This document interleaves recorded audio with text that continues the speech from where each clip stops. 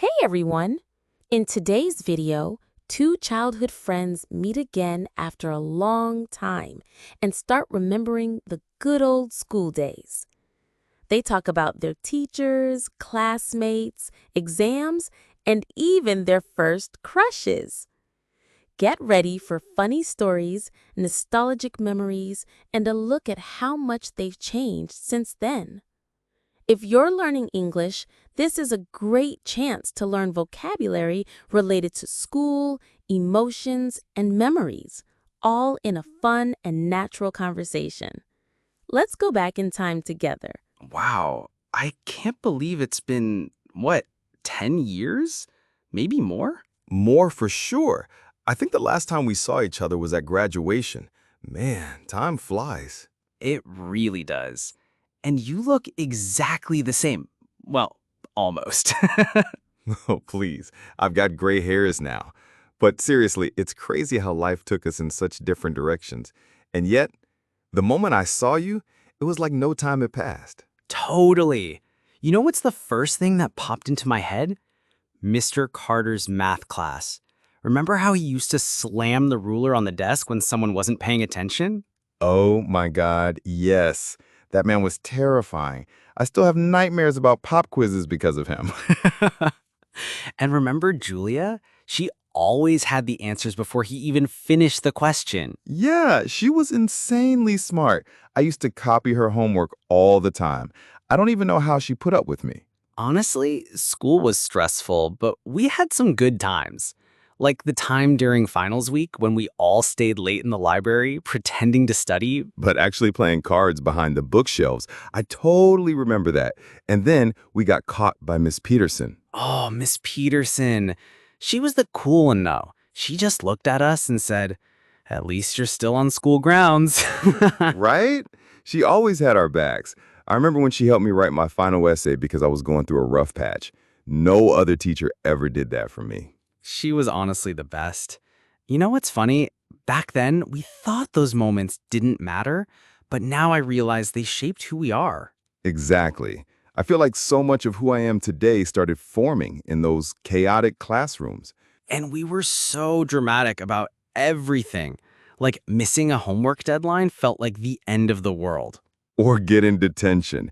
We acted like it would ruin our futures forever. Right? We were so over the top. You know what else I remember clearly?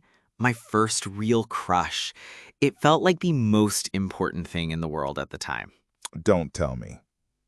Was it Emma from chemistry class?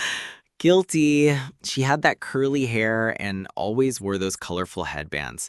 I was obsessed, man. I remember. You used to write lyrics in your notebook hoping she'd read them. That was so cringy. But in my head, I thought it was romantic. We all did stuff like that. I have a huge crush on Lisa. She sat 2 rows behind me in English class. I used to volunteer to read out loud just to impress her. Did it work? Not even a little. She started dating one of the seniors. I was heartbroken for a week straight.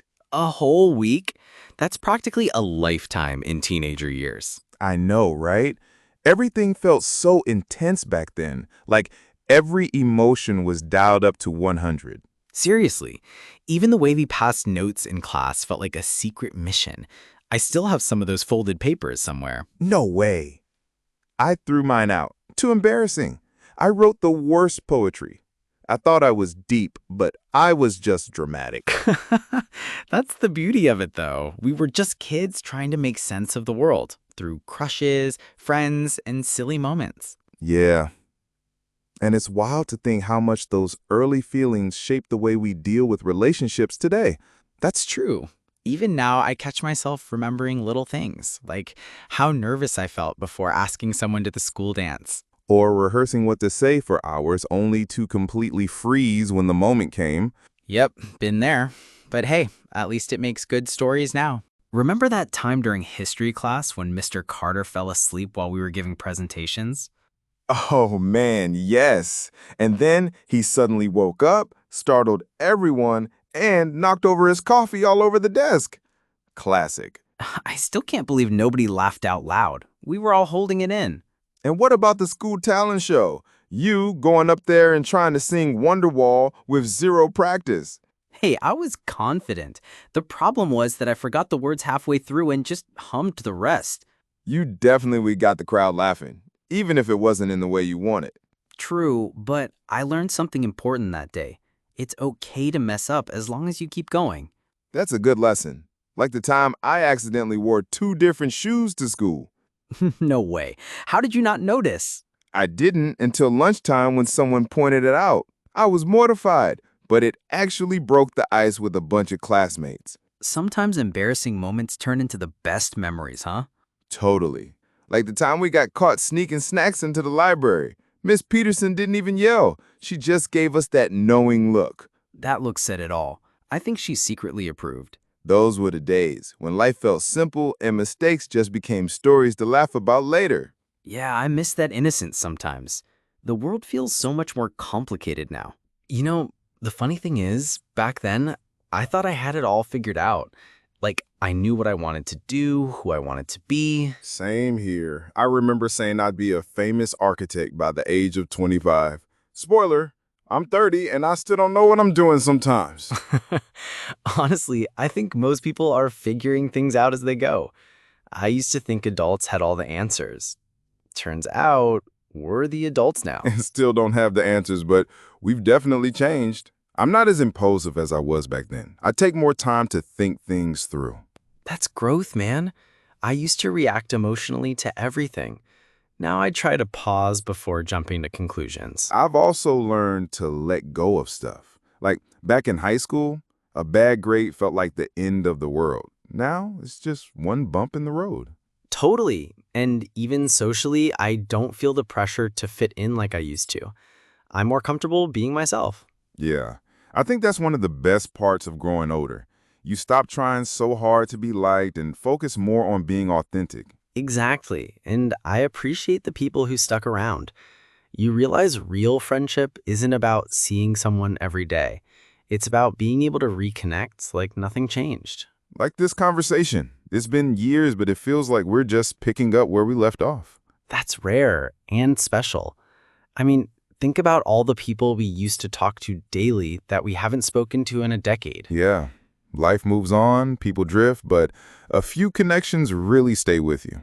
I used to think change was scary, but now I see it as necessary. Growth comes with it. Same. I've become more patient, more open-minded. I still mess up, of course, but I'm better at recognizing it. And that's the key, right? Not being perfect, just trying to improve a little each day. I write that. It makes life feel less overwhelming and more about small wins. Exactly. We're not those teenagers anymore, and thank God for that. But part of them is still in us. For sure. And I think we'd make those younger versions of us proud, honestly. You know, this conversation made me realize how much I needed it. Sometimes life moves so fast, we forget to look back. Same here. I get caught up in work, responsibilities, and deadlines. I rarely stop to reflect. Talking with you brought back some of the best parts of growing up. And it reminded me that we've come a long way. We've both changed, in good ways. Yeah, we've grown up, but we've kept the best parts. Our sense of humor, our memories, our friendship. I used to think that once you become an adult, you had to leave the past behind. But I've realized now the past is part of who we are. That's so true. And honestly, I think those experiences gave us a strong foundation. Even the awkward ones. Especially the awkward ones. They taught us how to laugh at ourselves, and that's priceless. It really is.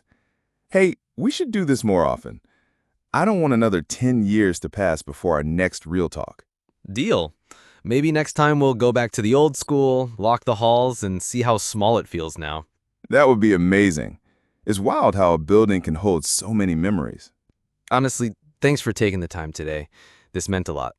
Thank you, man. Let's not lose touch again. Agreed. Catch you soon? Definitely. Take care, brother.